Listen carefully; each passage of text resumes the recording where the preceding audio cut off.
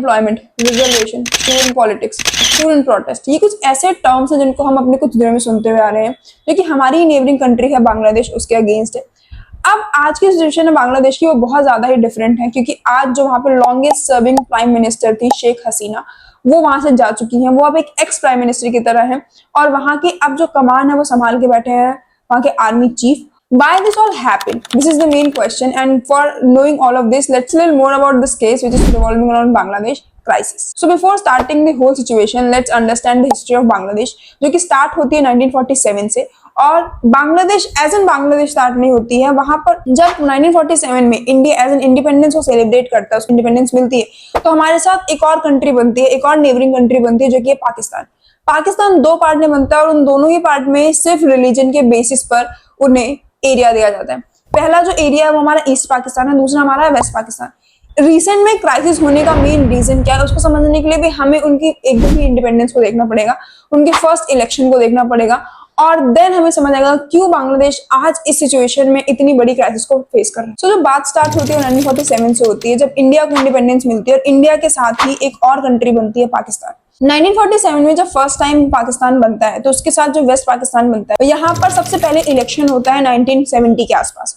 1970 में जब इलेक्शन होता है तो वहां पर जो मेन सीट्स का डिस्ट्रीब्यूशन होता है वो अवामी लीग पार्टी को मिलता है, जो कि 167 के आसपास उनको सीट्स मिलती हैं, और उस पार्टी को लीड करने वाले होते हैं शेख मुजीबुर रहमान।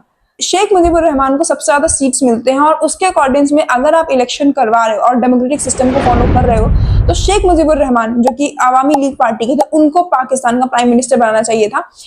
आप ईस्ट पाकिस्तान की बात करो चाहे वेस्ट पाकिस्तान की बात कर लो, अगर आपने इलेक्शन करवाया है तो उस हिसाब से शेख मुजीबुर रहमान को नेक्स्ट पीएम बनाना चाहिए था पाकिस्तान का, दोनों ही साइड पर। उनको प्राइम मिनिस्टर नहीं बनाया गया, और जब उन्होंने अपने पीएम की पोस्ट को डिमांड किया पाकिस्तान में जाकर, वेस्ट पाकिस्तान में जाकर, तो वहां पर उनको जेल में डाल दिया गया। अब ये सब तो करंट इशू चल रहा था, बट उससे पहले इतना ज्यादा उन लोगों को डिस्क्रिमिनेशन जो, चाहे वो पॉलिटिकल डिस्क्रिमिनेशन हो, चाहे वो आपका इकोनॉमिकल डिस्क्रिमिनेशन हो और सोशल डिस्क्रिमिनेशन हो, हर तरीके की डिस्क्रिमिनेशन को फेस करनी पड़ी थी।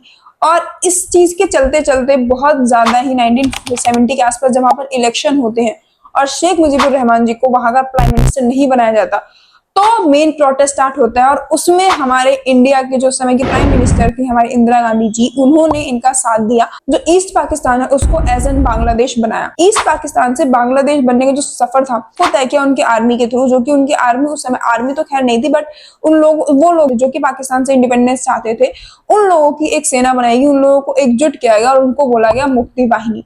मुक्ति वाहिनी वो लोग थे जो चाहते थे कि पाकिस्तान से उन्हें आजादी मिले और वो अपनी एक अलग कंट्री बनाना चाहते थे। पर उन्हीं के साथ साथ यहाँ पर एक और ऐसा ग्रुप था जो चाहता था कि नहीं, उन्हें पाकिस्तान से आजादी नहीं चाहिए, और वो पाकिस्तान के फेवर में उस वॉर में थे। उनको कहा गया रजाकार। रजाकार एक उर्दू शब्द है, एक उर्दू टर्म है, एक उर्दू टर्मिनोलॉजी है, जिसका मतलब होता है वो लोग जो देश से गद्दारी करते हैं, वो लोग जो देश के अगेंस्ट काम करते हैं, वो लोग जो कंट्री के अगेंस्ट होते हैं, वो लोग जो इंडिपेंडेंस नहीं चाहते। मतलब अगर आप एग्जैक्ट मीनिंग सर्च करोगे तो वो एक अलग आएगा, बट मैं यहाँ पर आपको एक जनरल पॉइंट बता रही हूँ कि क्या होता है उसका मतलब। और आगे जो ये टर्म है रजाकार, ये बहुत ही ज्यादा रेलिवेंट है आज की सिचुएशन में, क्योंकि शेख हसीना जो कि इस समय प्राइम मिनिस्टर थी बोलूंगी मैं, क्योंकि उन्होंने अब रिजाइन दे दिया है और वो इस समय बांग्लादेश में नहीं है, और वो लॉन्गेस्ट सर्विंग प्राइम मिनिस्टर थी बांग्लादेश की। उन्होंने काफी सारे डेवलपमेंट के काम किए थे, बट यहाँ पर जो प्रोटेस्टर्स हैं उन्होंने फोर्स किया, क्योंकि उनकी मांगे पूरी नहीं की जा रही थी, तो इसलिए बांग्लादेश की सिचुएशन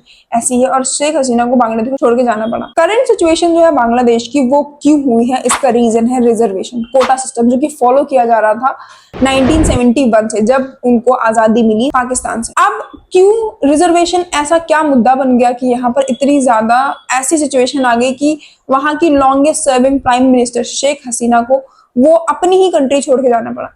ये एक ऐसा इशू है जो कि हर एक कंट्री फेस करती है। अनएम्प्लॉयमेंट बहुत ज्यादा है वहां पर, और जो रिजर्वेशन है वो मेन रीजन है कि ये इतना बड़ा लार्ज नंबर में प्रोटेस्ट हुआ। अभी जो करंट सिचुएशन है बांग्लादेश की, वहां पर उसको संभालने के लिए वहां के जो आर्मी कमांडर है, आर्मी चीफ है, वो उस सिचुएशन को संभाल रहे हैं, जिनका नाम है मोहम्मद यूनिस। यहाँ पे जो रिजर्वेशन है वो किसी पॉलिटिकल मुद्दे पर नहीं है, ये रिजर्वेशन है कोटा सिस्टम के अगेंस्ट, जो कि वहाँ के स्टूडेंट्स कर रहे हैं। सो अगर मैं हिस्टोरिकल पॉइंट ऑफ व्यू पे जाऊँ, जहां पर मैंने आपको बताया था कि यहाँ की जो सेना है वो है मुक्ति वाहिनी, और मुक्ति वाहिनी जो कि फ्रीडम फाइटर्स थे, उनको बांग्लादेश की जो सिविल जॉब्स है, जो कि वहां के हाई पोस्ट की जॉब है, वहां पर उनको रिजर्वेशन दिया गया।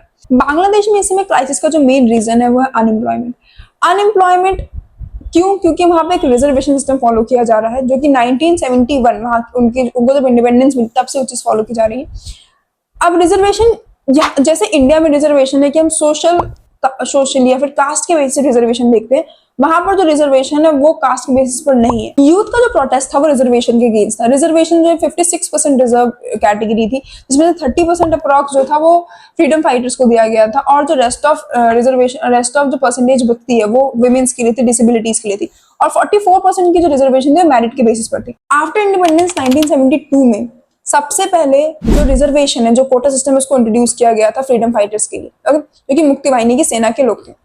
इसको 56%, बेसिकली 30% का जो रिजर्वेशन सिस्टम था वो दिया गया था फ्रीडम फाइटर्स को, और जो रेस्ट बचे हुए 56% टोटल रिजर्वेशन दी गई थी, इसमें 30% जो है वो आपके मुक्ति वाहिनी की सेना के लोगों को दिया गया था।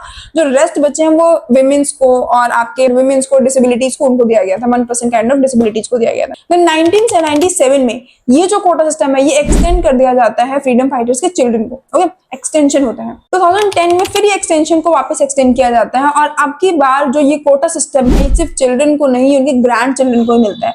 ये मेन इशू होता है जहां पर पहली बार प्रोटेस्ट शुरू होता है कि जो आपने रिजर्वेशन दी है, जो कोटा सिस्टम आपने इंट्रोड्यूस किया है वो सिर्फ फ्रीडम फाइटर्स के लिए है, उसके अलावा ये किसी के पास एक्सटेंड नहीं होने वाला, नहीं होना चाहिए, बट यहाँ पर एक्सटेंड किया जा रहा है टाइम टू टाइम। और दिक्कत यहाँ पे क्या आती है कि ये जो फ्रीडम फाइटर्स के ग्रैंड चिल्ड्रन जो मतलब जो समझे जा रहे हैं, फिर जिनको लाया जा रहा है, उसकी जो लिस्ट है वो खुद आवामी लीग पार्टी के ही लोगों को बनाया जा रहा है, वो वही उस लिस्ट को प्रिपेयर कर रहे हैं। और अगर कोई भी चैलेंज करता है कि हाँ ये फ्रीडम फाइटर की लिस्ट में नहीं आनी चाहिए, फिर उनके चिल्ड्रन नहीं आने चाहिए, उस चीज को सुना ही नहीं जा रहा है। ये मेन यहाँ पर रीजन होता है क्यों इतना मास लेवल प्रोटेस्ट हो रहा है। 2018 में फिर उसके अगेंस्ट में जो कोटा सिस्टम एक्सटेंड किया जा रहा है, इसके अगेंस्ट में लोग पिटीशन डालते हैं, और जो स्टूडेंट विंग होती है पिटीशन डालती है, वो पिटीशन जो उसको डिसअलाउ कर देती है। देन आते हैं, जब ये डिसअलाउ होता है, फिर जो प्रोटेस्ट होता है वो थोड़ा और अगेन बढ़ जाता है। तो यहाँ पर जो वहाँ की गवर्नमेंट होती है, अवामी लीग, या फिर जो वहाँ की पीएम होती हैं वो इस कोटा सिस्टम को रिमूव कर देते हैं। और ये जो रिमूवल ऑर्डर है ये फिर से चैलेंज किया जाता है, और इसका जो ऑर्डर आता है वो 2024 में आता है, और जहां पर जो कोटा सिस्टम है उसको इंट्रोड्यूस कर दिया जाता है अगेन। जब इसको इंट्रोड्यूस कर दिया जाता है अगेन 2024 में, इसके अगेंस्ट फिर जो यहाँ पर कोर्ट ने वापस इसको रेनफोर्स किया है, इसके अगेंस्ट में फिर से एक प्रोटेस्ट स्टार्ट होता है, जो आज मेन रीजन है बांग्लादेश के क्राइसिस का। जैसा कि मैंने आपको टाइमलाइन बताते हुए बताया कि क्या सिचुएशन और आज की सिचुएशन है वो क्यों आई है, इसको समझने के लिए थोड़ा सा हम और अंडरस्टैंड करते हैं कि क्या मेन रीजन है कि ये जो सिचुएशन अभी आ रखी है उसका क्या है। सो लॉन्गेस्ट सर्विंग प्राइम मिनिस्टर जो थी वहां की, वो थी हमारी शेख हसीना, जो कि 15 सालों से वहां पर रूल कर रही थी, और 15 सालों से उनकी पार्टी जो थी अवामी लीग, वो वहां पर अपनी सत्ता में थी। और जो अवामी लीग पार्टी थी वही रिस्पॉन्सिबल थी आपके इंडिपेंडेंस की। फ्रीडम फाइटर्स जो थे वो उन्हीं का साथ दे रहे थे, उन्हीं के थ्रू बांग्लादेश को आजादी मिली थी। और इसीलिए क्योंकि वो उस पावर में थे कि अगर कोई भी ऐसा इंसान जो कि जो कि आपके रिजर्वेशन में आता है, वही वो उसकी लिस्ट बनाते थे। और क्योंकि जो रूलिंग पार्टी है वही लिस्ट बनाती थी, तो इसीलिए वो बहुत लोगों को फेवर करती थी। और फेवर करने की वजह से अगर कोई भी उसको चैलेंज करता था कि जो लिस्ट आती थी कि फ्रीडम फाइटर के चिल्ड्रन है, अगर उसको लिस्ट को चैलेंज किया जाता तो कोई भी उसको नहीं सुनता। और इसी तरीके से ये जो रीजन था ये इतने बड़े प्रोटेस्ट में कन्वर्ट हो जाता है। प्रोटेस्टर इतने अग्रेसिव तब होते हैं जब 14 जुलाई के आसपास जो वहां की प्राइम मिनिस्टर है वो मीडिया में आके एक स्टेटमेंट देती हैं, और वो कहती हैं कि अगर हम अपने फ्रीडम फाइटर्स के चिल्ड्रंस को रिजर्वेशन नहीं देंगे तो क्या रजाकारों को देंगे। रजाकार कहने का मतलब है कि वो लोग जो देश के अगेंस्ट में थे। जब हम इंडिपेंडेंस की बात कर रहे थे तो उस समय जो रजाकार वो लोगों को माना जाता था जो कि देश के अगेंस्ट में थे।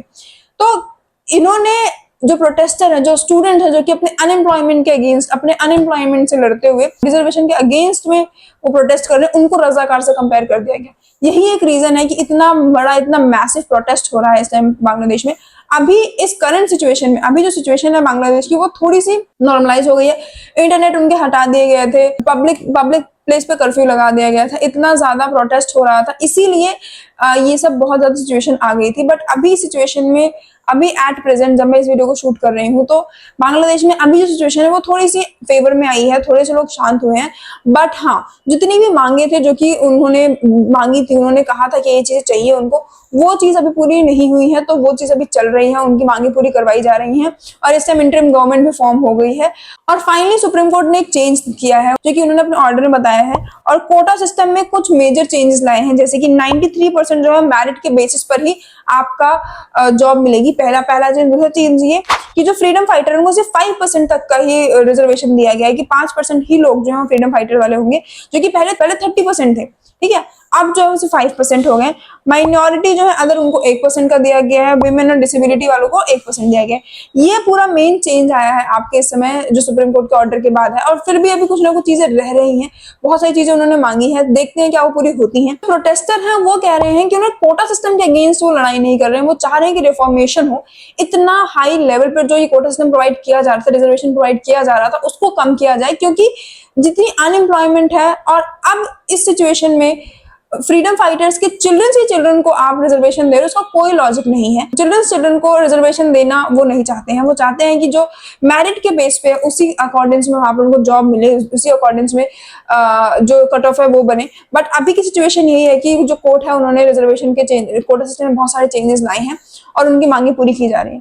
सो आई होप आपने कुछ चीजें यहाँ पर देखी होंगी, और अगर आपको वीडियो पसंद आती है तो do like the video and hit the subscribe button. Bye bye.